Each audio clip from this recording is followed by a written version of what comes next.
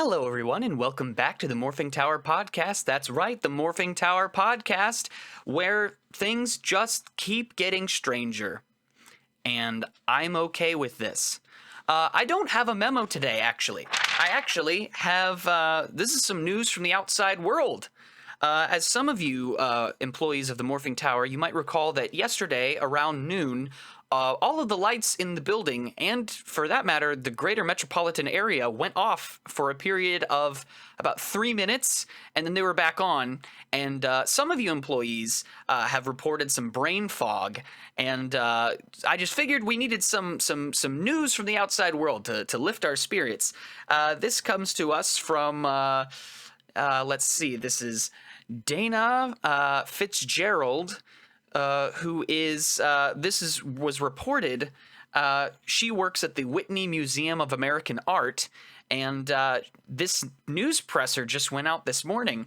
It says it would appear that at some point within the past week, somebody has broken into the museum and vandalized Swa Blue by Edward Hopper.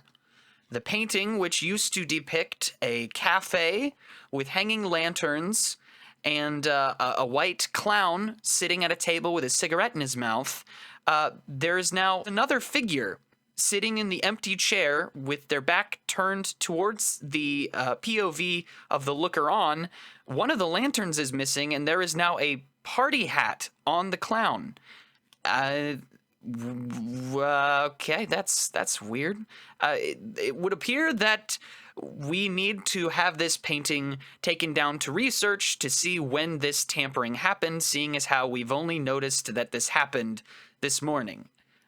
We will undoubtedly find this culprit and bring them to justice for defacing this painting, even though it looks just fine the way it is, but it's still not the original.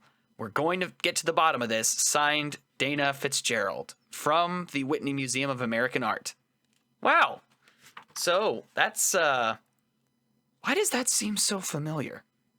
I don't know. Anyways, I am here joined today by Alyssa. Say hello, Alyssa. Hello. And we are standing in... Okay, so I've seen theaters before, but this theater looks a little bit weird. What is this place exactly? Yeah, so this is the Morphing Tower Experience Theater. It was originally designed in the silent film era, and as you can see by the Art Deco design and style of the room, it's a unique theater hidden at the bottom of the Morphing Tower, where your movies really come to life. So whatever film you're showing in this theater, elements are changed to really heighten that experience for the viewer. Oh, okay, so like as an example, like give me an example of like how this place would change. Like if I was watching X movie, how would you rearrange the space? Well, it's currently undergoing renovation, so it can be used for modern films. So this would look like if you're watching Pirates of the Caribbean, you could be sitting in a rickety old rowboat on foggy and misty waters while you're watching the movie. Oh, so you do like set dressing to increase the enjoyability of watching movies. Yes, so you can really experience the film. Yeah, the other theater that I was in last time, there was an unfortunate incident with some teleportation involving the projector. Because this place, you said it's under construction. It does look a bit run down, and it does, based on the elevator ride that took me all the way down here, this theater is pretty far beneath the surface of the ground. Like, how are you doing being down here doing this? Well, I take a lot of vitamin D supplements, as you can imagine. Um, it's hard being very far under the ground like this, and my main social circle are moles, but it's honest work. It's a good job for me, and bringing life back to such a historic theater is a very good mission for my life. It originally went out of use because sometimes the experience was too lively and too lifelike for the film setting, and this posed some bodily harm to our guests. But we're working on that in the new revamp to just to make those safety protocols a little more up to date. Yeah, I was gonna ask about the very large dinosaur footprint in the floor. Yeah, we brought in some uh, some live animals, I guess you could say, for for some movie showings in the 1980s, and audiences thought it was a little too much, a little Mm. too close to home of what was going on in the film. We've had, too much interaction between the guests and the entertainment. Oh, isn't that just the way? well, Yeah, well, just catching up. We haven't seen each other in a little bit. How are you doing? I'm great, really excited to be having some human conversation. Within the past week or so, I got to see the new Superman movie. And I liked it. I thought it was refreshingly comic booky in a way that like a okay. lot of more recent showings from say like Marvel has. I feel like they've been going away from their comic-y roots a little bit. And Mhm. so, James Gunn, he's not my favorite director of all time. But like I was sort of guarding myself, having seen the second Suicide Squad movie, when I found out he's going to be doing Yeah. Superman, I was a little bit concerned because I was like, tonally, those things are so different from each other. But I felt like it did a good job of keeping the fun, but also just like tonally very different from Suicide Squad, and that's the way it's supposed to be. It's very bright, very optimistic, very hopeful, and that I don't know. I just enjoyed it. I honestly did not know there was a new Superman coming out until it was like coming out in a week, and I had seen nothing about it. And it took me like it took me a little while into like seeing whatever commercial to realize it wasn't Henry Cavill. Like I was really confused. I was like, "Oh, this is like a new Superman thing." So I was like, I didn't know really anything about it, and I haven't seen it yet. But I Superman's never been my like superhero of choice. So like what I've seen has really all the Superman content I've seen has never been really intentional.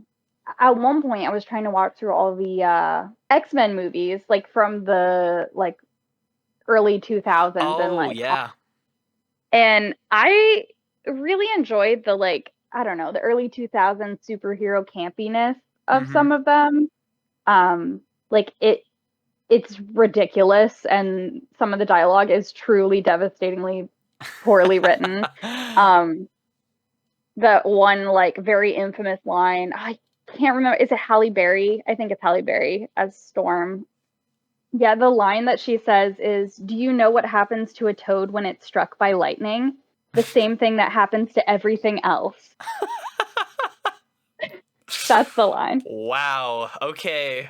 All right, Shakespeare. Put your quill Yeah, away. We've had enough. which that's not Halle Berry's fault. Say what you want about Halle Berry. That was not her fault. No, I I always can't feel blame I feel her. bad for a lot of actors when they get stuck in movies with subpar writing, where it's like I feel like sometimes I walk away from the movie being like, I don't know if they're a good actor. Like I just don't know Mhm. because based on the dialogue that they were given, it's like you can only do so much to like fix Which it. I felt that way. I know you have very strong opinions on Brie Larson and Captain Marvel. I enjoyed the Captain Marvel movie. I felt like a lot of it was very much heavy-handed in a way that like I don't know, it could have used more subtlety and nuance in its message that would have made it more powerful and less like here's the message. Which I feel like they oftentimes that's how kids movies are now. Like, I feel like kids movies in the 90s, like, yeah, there were messages, and there were, like, clearly there's a moral to the story, but it was less, like, verbally handed to you. There usually wasn't an ultimate scene where the message of the movie was pretty much Yes, stated like, by one of the stated, characters. which yeah, which I feel like, this is a separate conversation, but I feel like that does people a disservice, like, that they can't figure it out. It was weird seeing her before she was captured and then like getting it's just weird because as the audience we already know what happened. So it's just like Mhm. a lot of the tension of who are you really isn't there. And then the Yeah. messaging of the movie, which I think has been kind of parroted in a lot of places, not just movies involving female protagonists. This is just across the board. Like, the messaging for that movie was literally like the message was, you're not going far enough. You need to access your true power and like really let loose. That was the message. Not you need to overcome any of your inner demons, not you need to better yourself. It was stop holding back your power. That was the messaging. And like, I don't know, maybe again, this is just because of the era we were raised in, but I always felt like that was like, that's like a villain thing to say. Like, it's so villainy to be like, no, the message is you're not going far enough. You need to unlock all your power. Stop holding back. It's just like, it doesn't sound very hero-y to me. Yeah, it's very feel your anger, I guess, in A that sort little of bit. way. Yeah, I but thought you were gonna say the message was "Don't trust Jude Law," and I was gonna be like, "Chat." no, you can always trust Jude Law, or most of Not the in that movie. time. No. Not in that Not in movie, that. no. None of that, I think, was Brie Larson's fault. I think No.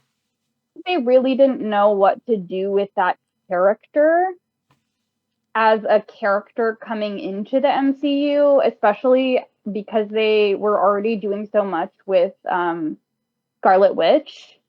Mm-hmm. And like they kind of fill a similar space in the MCU of being like some of the like two most powerful Oh, like beings absolutely. within the MCU, which a lot of people did not like the Scarlet Witch movie, and controversial opinion, I actually liked it.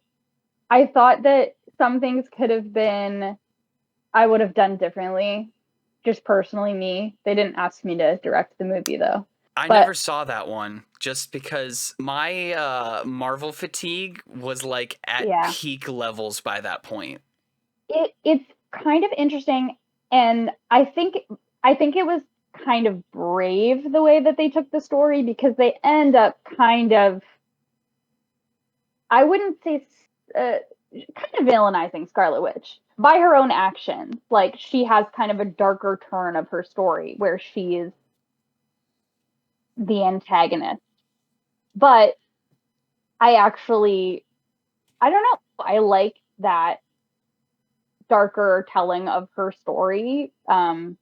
I think that it showed guts, from because that's a beloved character at that point in the MCU. But I think that it made sense for the character and what the character had experienced in their plot of what, Mm-hmm. what happened to her, because a lot of really messed up stuff happens to her. I just got tired of the happy ending always getting yanked from her character, and I just sort of got burnt Yeah, that's out fair. on just like how tragic this character was. I was like, they just don't stop losing everything, and I can't. It's not enjoyable to watch after a certain point where it's just like, give them a break or kill them off or something. Just like end their suffering at this point. But also sometimes that do just be life. Yeah, that's fair. Some That's people, fair. some, That's some people that's have really dark storylines. And Thunderbolts was really good. I didn't really see liked that that one one. I either. I liked that one. I think that you would like more than a lot of other new Marvel stuff. It did have some, like, I think, but I think it hits on a lot of those like cheesy comic book notes that are really like what makes superhero movies like so enjoyable. But it was good, and I really liked it, and I think you should watch it. It was interesting, and I mean, I know I make a lot of excuses for Marvel movies, but I am also critical of them, even if I come out of them being like, I would have done something different. Like, usually I have enjoyed myself sufficiently in the process. So, Sometimes those conversations almost close the loop on a potentially bad movie for me. Like, even if the movie was subpar or there were things about it I didn't like, having the opportunity to sit down with people who also saw the movie and just discuss, sometimes that almost like not fully redeems the film itself, but sort of closes the loop on the experience of that movie, of like talking about if I was directing or something like that, here's what I would have done differently, instead of mhm. out and out. Because I've talked with my friends about this, where, you know, in society everybody lives at two opposite ends of a pole. Something has to be like the best thing ever or the worst thing ever. There is no middle ground, there is no gray. It's literally, it's got to be the best or the worst. There's nothing in between. And so I feel like having those sorts of conversations, highlighting the good and the bad and saying, you know, maybe, you know, I would have tried this, they didn't go that direction, but I think here's how it would have worked better. I think there's a better way to critique that isn't just sort of bemoaning all the things you didn't like about something. It's like, okay, but give some constructive, you know, obviously the directors don't care what you have to say about it, but like even True. amongst your friends, instead of just being a negative Nancy about a movie and just ripping it to shreds, it's like maybe, you know, there's other ways that you can talk about it. Well, I think too, like, from people that have that perspective of like, I either, like, if you didn't love it, then it was trash. Um, Yep. and I think that there are, like, I don't know, maybe it's just getting older and hopefully wiser, but like what you were talking about, like there being no gray area for people. I think that like the older I get, it's like the more you realize that very few things in life are you're going to experience as either being the worst or the best. Most of the media you consume, the life experiences you have are gonna be in that middle, that gray Right. area Yeah, of like, absolutely. and if you don't enjoy anything that's not the best movie you've ever seen, then you're going to be really sad watching a lot of movies. And it's really only your fault. Like, we Yeah. went recently and we saw Cool Hand Luke, Mm-hmm. which I had never seen before, knew virtually nothing about Me other than the neither. name. And I got to tell you, like, I didn't necessarily, I didn't, it, I didn't come out of that movie being like, this is my favorite movie I've ever seen. Um, but I have thought about that movie almost every single day since then in some way. Like, That's okay. So this is interesting. That's crazy because Luke said basically the exact same thing to me. Like, in a completely different conversation, Luke essentially told me that exact same thing, where he's like, I didn't love the movie. I don't think that the movie was bad, but he was like, maybe a mark of a good movie is movies that stick with you, because he's like, I can't stop thinking about it, like every I once in a can't either. while. That scene where Paul Newman sings Plastic Jesus, I'm Oh like, yeah, I keep thinking about that. And yeah, I kind of feel similarly of like, nothing happened in this movie that was like earth shattering to me. The scene where he's digging that hole is excruciating. that's hard to watch. Um, it's very well done, but like the movie itself, like it doesn't. It's kind of interesting because you obviously, like most stories, have these like peaks and valleys of storytelling, and I think in Cool Hand Luke it's interesting because the peaks aren't these really high peaks and really low peaks. It's mostly in the middle. Mm-hmm. There are these slight peaks up where you think, okay, he's going to get out, but then immediately in the next scene he's back at the jail. So it's like you're just kind of riding this very slight wave through the movie of watching, and it's kind of interesting because watching through it, you're like, you kind of know what's going to happen. You're like, he's never gonna really get away. Mm-hmm. Like, but then you're kind of lulled into a little bit of a false sense of security because he's like clever enough. He's clever enough to escape, but he's not clever enough to get away. And So that's like the tragedy of his life. So I'll go ahead and put this here. Spoiler alert for Cool Hand Luke. But Sorry, if you haven't seen the movie that is so old.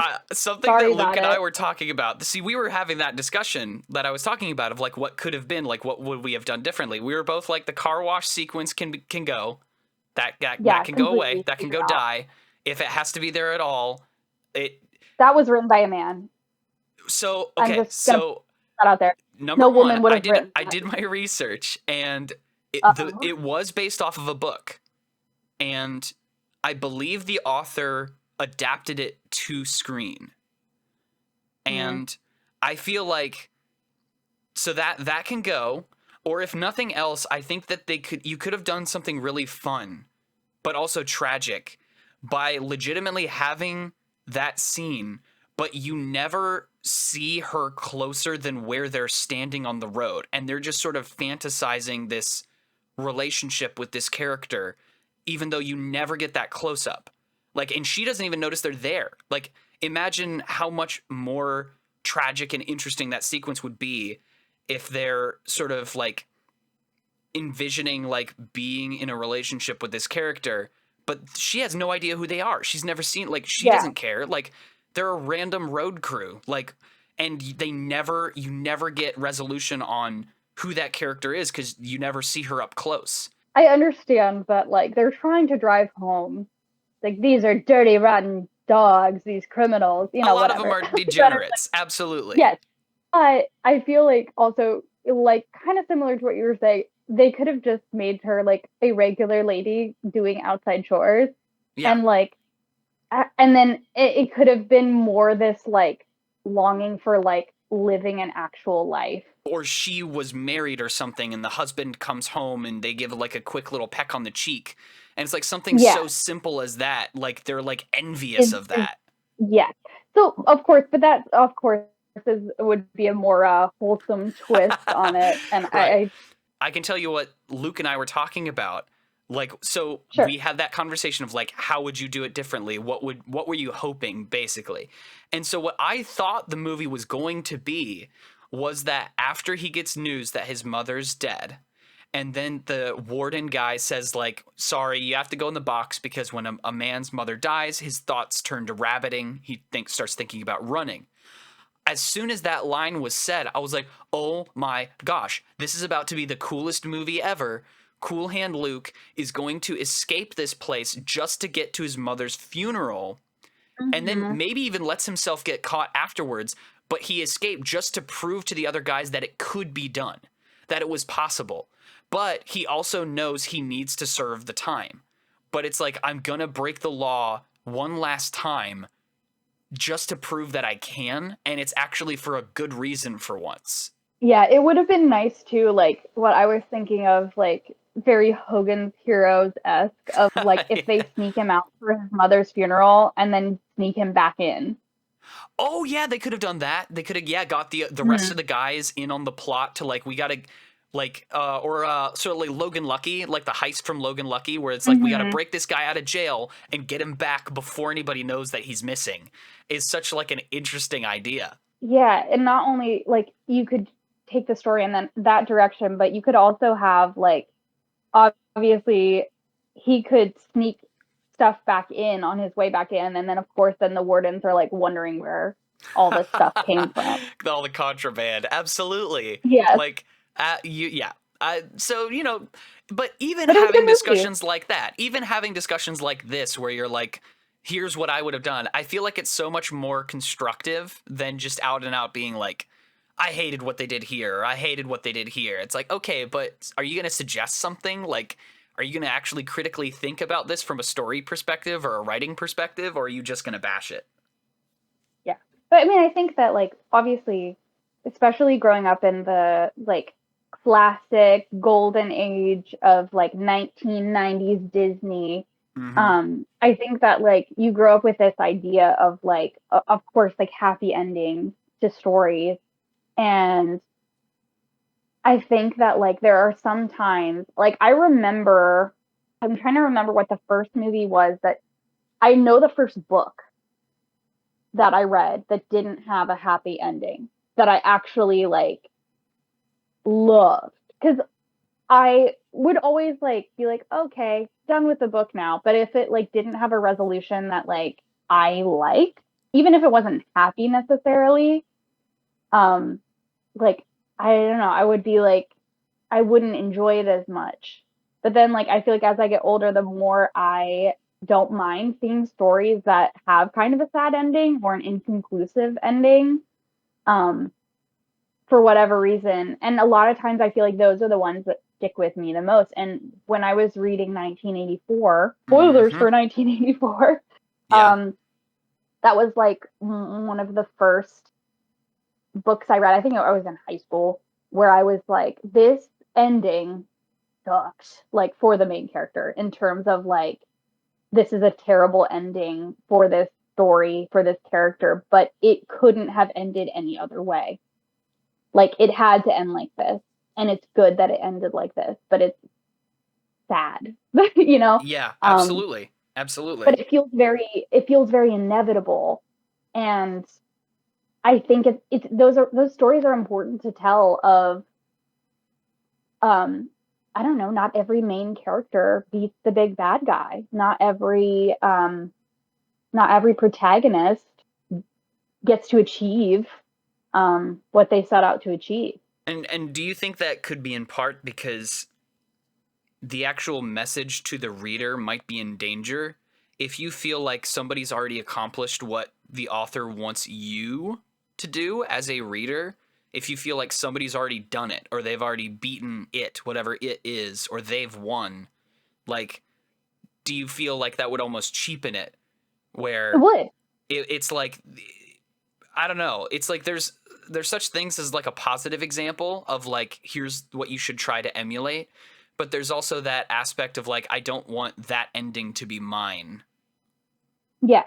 And I think that like obviously there was like a resurgence of like young adult science fiction in like the 2010s, I would say. Oh yeah, Um, like Divergent, Maze yes, all Runner, the Hunger Runner, Games.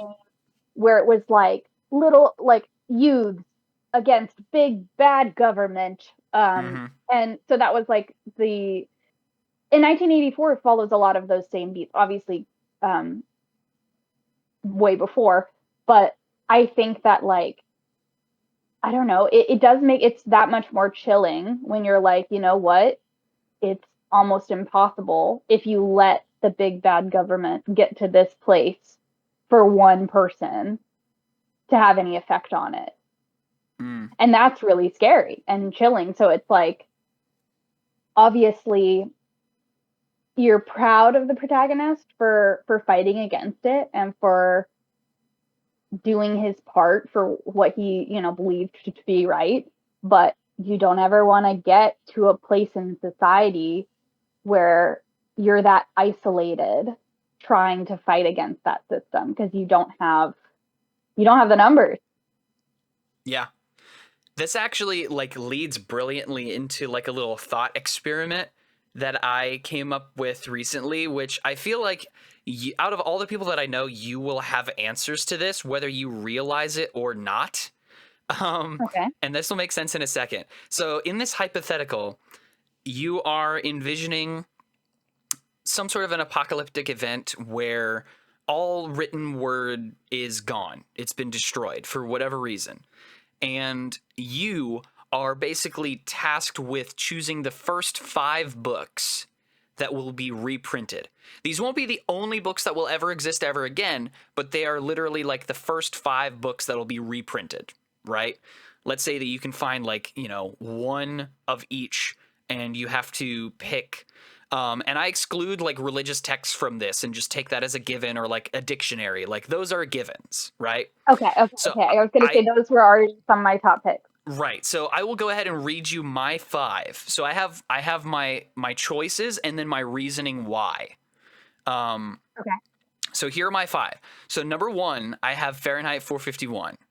And Mm-hmm. the reason why is because of the inherent importance of books. Is like the first thing that you have to do out of the gate is make people understand the inherent value of the written word and the dangers of destroying it. Hmm. So that's why I have that one at number 1. Number 2, I have Lord of the Flies, which is the danger of rule through power, where you, in that situation, you would almost need to hold up a mirror to society immediately to say, hey, let's not go down this road. Let's have a story that very clearly communicates, if we don't rise above this base level, this will be our end, basically. So that's why I have that one number 2. Number 3, I have To Kill a Mockingbird, The Danger of Prejudice, where it's like, as you're Hmm. rebuilding things, it's more broad, it's just prejudice in general, of like examining yourself and how you treat other people, inherent goodness, that sort of thing. Number 4 is The Brothers Karamazov, which that one's the importance of faith and family, which that one is fantastic. It's a longer read, but that one's very, very good. It's interesting because each of the 4 brothers that are in the story live very different lives, very different personalities. One of them is just sort of introverted and sort of plotting and scheming. One of them is like a party animal. He's very boisterous, lives in the moment. And then another one is like the calm, cool, analytical, scientific one. And then the other one is in training to be like a priest. And they all live very different lives, but they're basically united in the fact that their father was like this horrible, horrible human being. And like, how do they deal with what goes on in the story? I won't spoil anything, but that one is surprisingly has a lot to do with like faith and where you land on like your belief in God and like how you treat other people. And then the last one I have on here is Leaves of Grass, which is a collection of poetry, which is the importance of the love of nature and of beauty. Hmm. Those are good choices. This is going to be hard to come up with answers that don't. Um, that's oh. Or do they have to be in order of importance? No, absolutely Okay, not. okay. 'Cause it's difficult to place them in terms of importance. Just for the sake of not repeating any, I think that the the book thief Oh, would okay. be an excellent one to have. Um, kind of similar to what you were saying about prejudice. So Marcus Zuzak, that one's fantastic. Don't listen to that as an audiobook at work or you'll cry at your desk. Ask me how I know. Um, fantastic book. Highly recommend. I would definitely want, and this might seem like a silly choice, but I would definitely want the original Winnie the Pooh by A. Mill, Oh no, because absolutely. That's a fantastic choice. um, that like those stories are all about community and friendship and taking care of each other. Mm-hmm. Um, and I've been reading through. I actually have not finished it yet, but it's one that I'm still working on. Up from Slavery by Booker T. Washington would be a really good one. Oh, He okay. fantastic kind of philosophical autobiographic book that he in his like that he wrote. Um, has a lot of very fascinating takes on racism, slavery,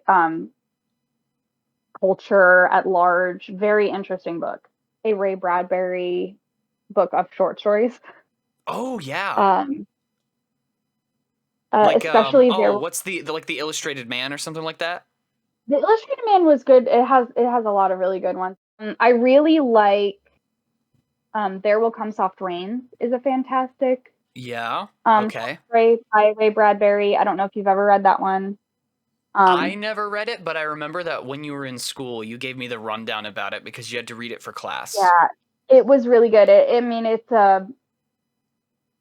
basically just taking you through the daily machinations of a fully automated house. Mm-hmm. Um, and and you finally get to the point where you realize that humanity has ceased to exist, but the technology like is just doing its job. So it's just continuing to set out plates of food where nobody eats, and then it takes it away. I think Frankenstein might be another top Ooh. pick. Very chilling look into maybe why we don't play God. That's a good choice. This Frankenstein to me is such an interesting one because I feel like it gets creepier the more you know about Mary Shelley. Because she experienced so much death in her life. Like everybody around Mary Shelley died. She lost children, she lost spouses, she lost like everybody. And like it's almost like Frankenstein was Mary Shelley explaining to herself why it would not be good for them to come back. Like almost like a cautionary tale for her own sanity of like it wouldn't be good to bring them back. It wouldn't be right. It wouldn't be right. Absolutely. Yeah. No, those are 5 excellent picks. You were like, oh, I Did don't know if this 5? is good. Those are good. Did I pick 5? Yeah.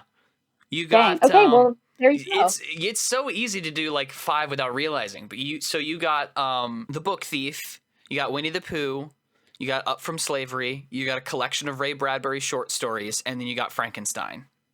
I feel like that's a pretty good variety. That's a solid list. And yeah, more variety than mine. I could put like there's so much sci-fi that I've read that I really enjoy. It could very easily be 5 sci-fi books, but there you go. So have you ever heard of the Starlight Barking? The Starlight Barking? Like a dog barks? Yes. So the Starlight Barking is a book. It is the sequel to 101 Dalmatians. What? And it is insane. I will share to the terminal some information about that for you to reference at your leisure. Okay. So wait, was 101 Dalmatians like a book originally before it was animated? Oh, I didn't know that. Yeah. So the Starlight Barking. I'm just going to read from the wiki because it's just too good. Okay. Is a 1967 children's novel and a sequel to the 101 Dalmatians. So the Dalmatians of the family are still alive, and they live in Cruella de Vil's old manor house. One morning, dogs find all other living things besides dogs cannot be wakened. What? No dog is hungry, thirsty, or weak. Doors, gates, and machines operate on command, and the dogs are able to communicate via thought waves to others many miles away. So there's a dog named Cadpig, which is crazy as it is, but is now the acting prime minister in the human's absence because he was the dog of the prime minister. Right. So obviously that title carries over. Yes. She is the child of Pongo and Perdita, I believe. Anyway, one of the OG 101. Yes. So she calls her parents to come help her in London, where hundreds of dogs are arriving, awaiting her advice. So the dogs discover that they can swoosh or hover at tremendous speed over the ground. Okay.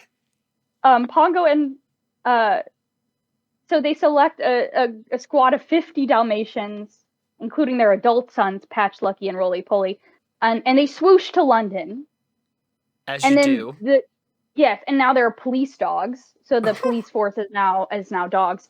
And then Cadpig has her cabinet, and they hold a meeting to decide what to do because now they're the only living creatures on the earth. Everything else is like in this deep sleep. So apparently there's a loophole. So there's a couple of cats that are also awake because they were named honorary dogs after the event of the first book.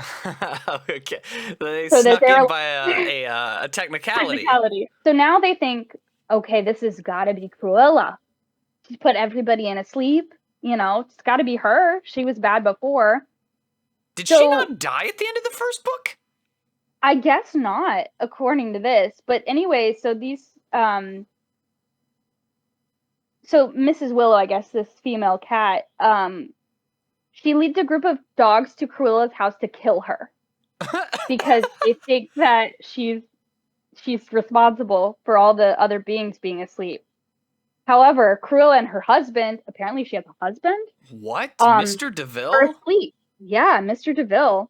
And now she's obsessed with metallic plastics instead of fur coats, which is an interesting addendum to their story.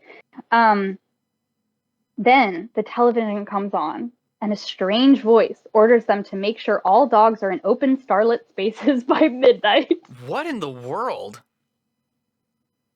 The Dalmatians accomplish this via twilight barking and thought waves. Okay. In Trafalgar Square, Tommy, the cat, the Dalmatians, and General meet with thousands of other dogs to wait. At midnight, after a strange euphoric moment, followed by a moment of terror, Sirius, the Lord of the Dog Star, appears. What? He explains to all the dogs that he is lonely and is offering them the chance to avoid the pain of possible nuclear war in the future. What? However, they must come with him of their own accord. He assures them the world, when it wakes, will not remember dogs ever existed, and that all dogs will be free and know true bliss in the stars. What in the world? Pongo is chosen to make the final decision. He consults with the cabinet and the general. 3 stray dogs approach and tell Pongo that no lost dog wants to give up their chance of finding special humans of their own by leaving Earth.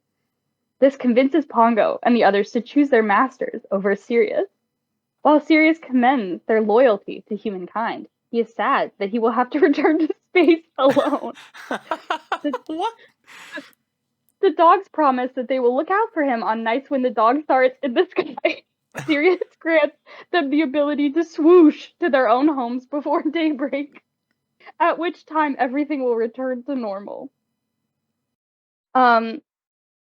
Anyway, then in the lore of the universe, apparently Sirius appeared in all different countries simultaneously, as he is a star and not bound by earthly time. So all the dogs in different countries got the same offer. And none of them took him up on it?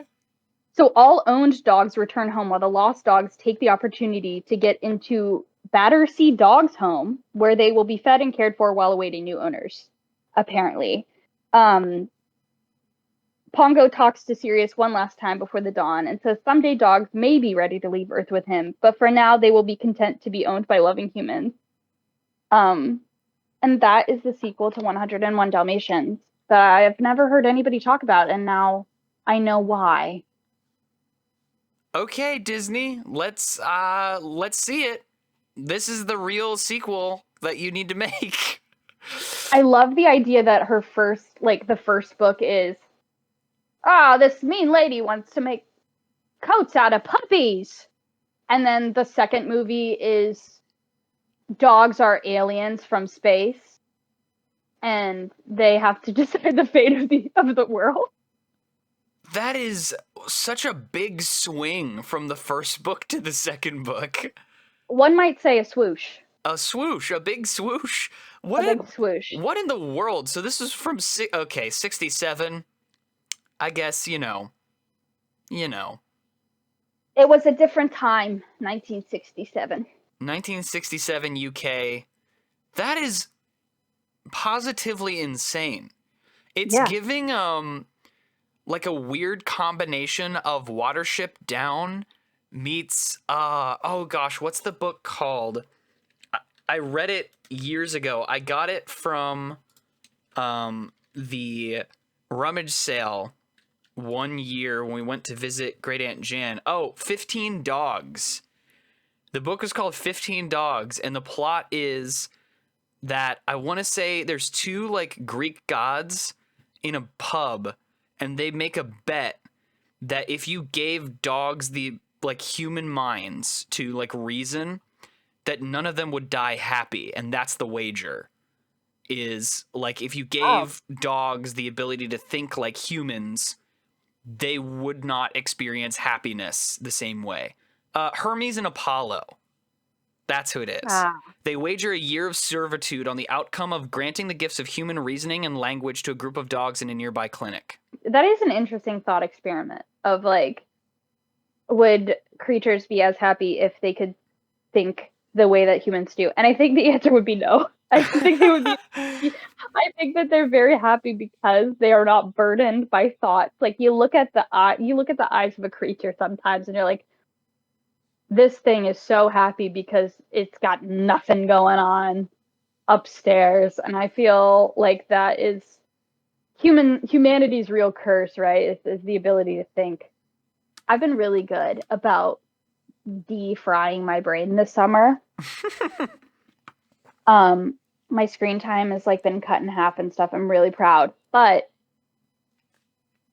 I have been seeing things that the implications of which have just been overtaking my thoughts. One of which is, have you heard of the composer Alvin Lucier? Nope. So Alvin Lucier died in 2021, but his stem cells were used to create neurons which compose music. Okay. The project is called Revivification, which honestly, I think they should have called it, like the project should have just been called Decomposer. Yeah. No, you're absolutely right. But it's like fascinating to me, but it's also scary. Do you know what I mean? Like, so I saw this, like it came across my feed on Instagram and I was like, what the heck? I have to know more. So I fell down this like colossal rabbit hole the other day where I was just like, I don't know, just in transfixed, my eyes glued to this terrifying idea. Yeah, it's called I can't say it.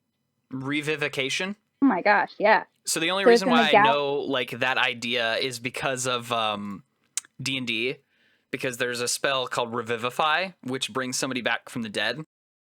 So I'm looking at this article that you pulled up here on the terminal. I'm just going to read just little bits and pieces of this, because this is crazy.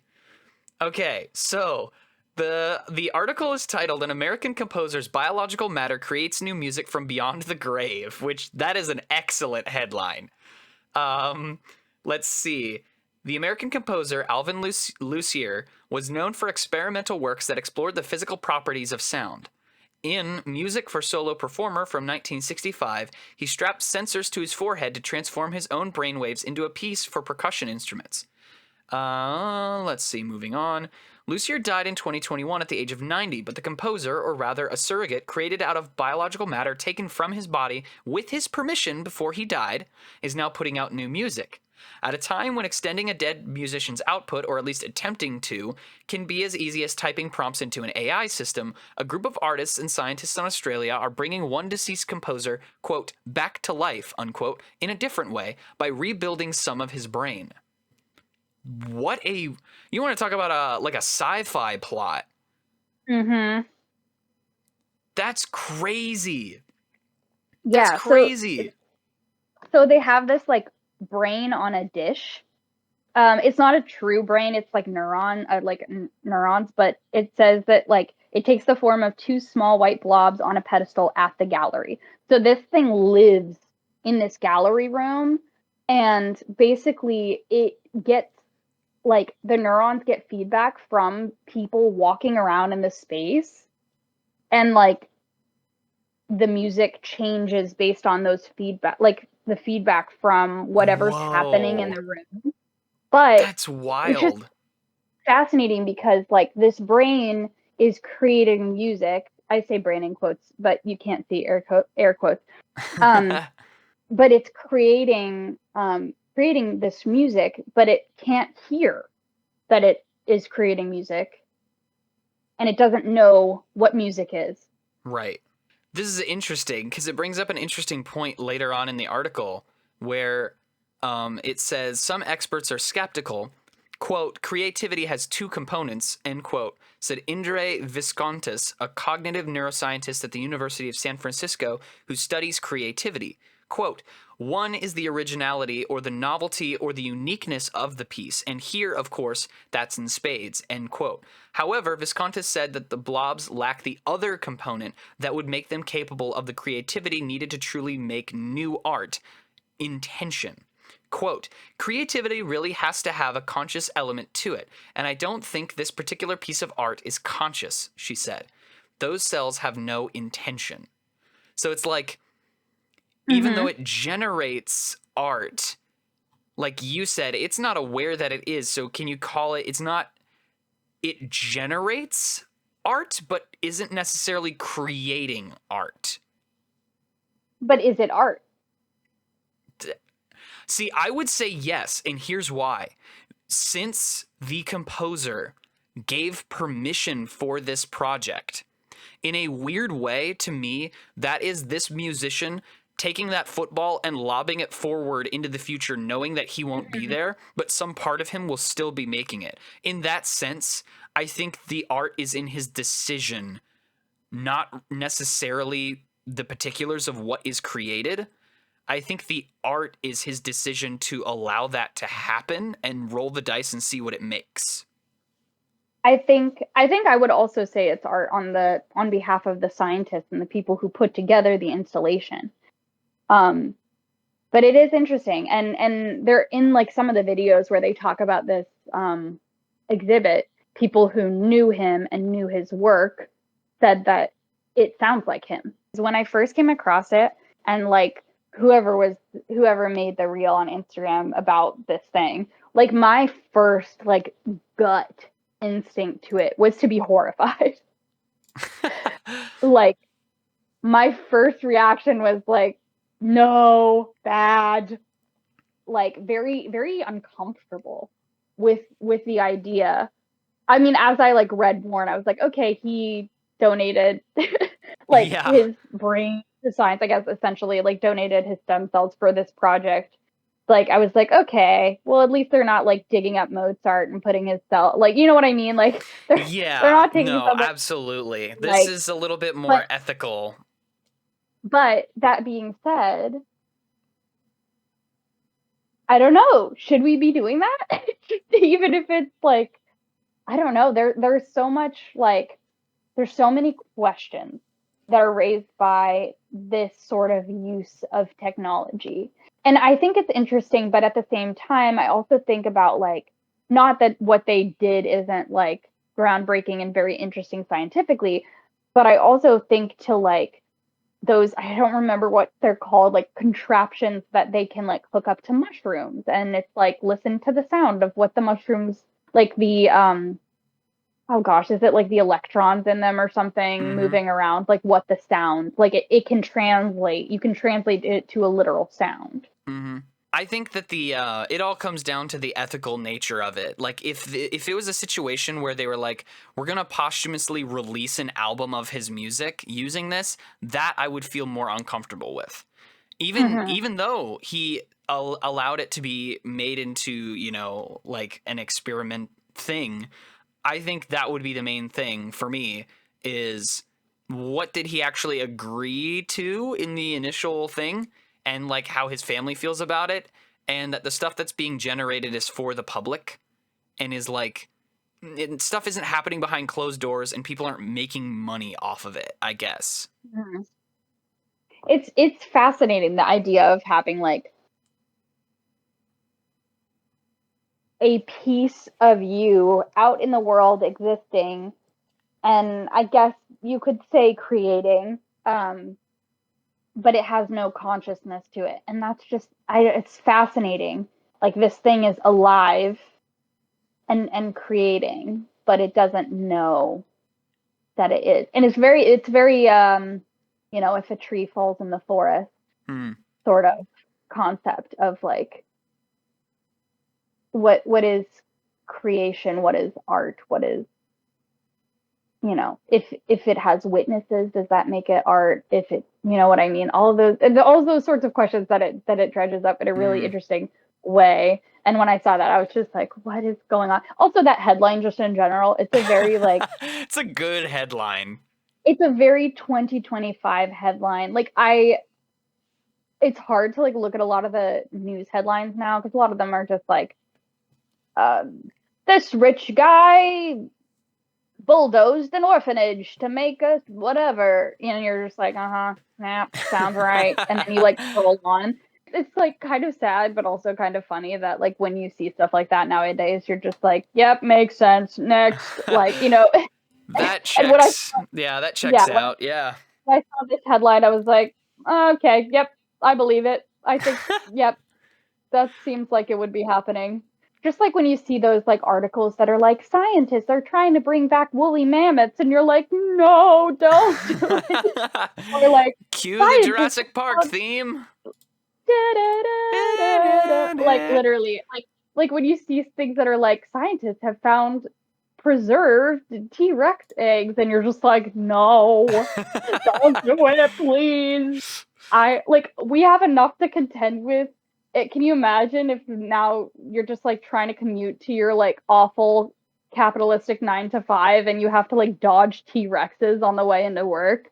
I mean, at a certain point, do you just sort of like Basil Fawlty it, and you're just like, sure, why not? Throw dinosaurs into the mix, like, I just don't have keep no on problem. piling this stuff on further. Like, just keep going. Like, who cares anymore? Just keep going.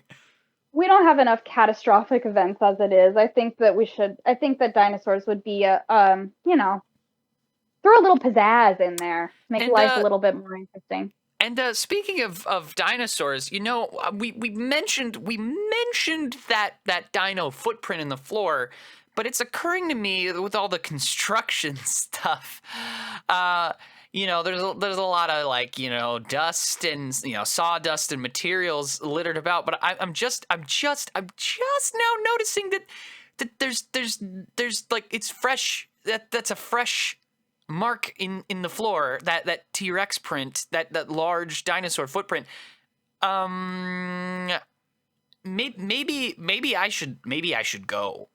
No, I think that we made that. Yeah. Well, there's no better way to end any of these episodes with existential questions. But thank you so much for being on the podcast, Alyssa. It was a delight to talk with you about movies and books and stuff like that. Thank you for being on here, and I will let you get back to retooling this gorgeous soul theater. Good luck. Yeah, there's a lot of work to do, So thanks for popping by. Yeah, absolutely. I'm gonna run. Okay, well, see ya in the next one. Bye. Bye.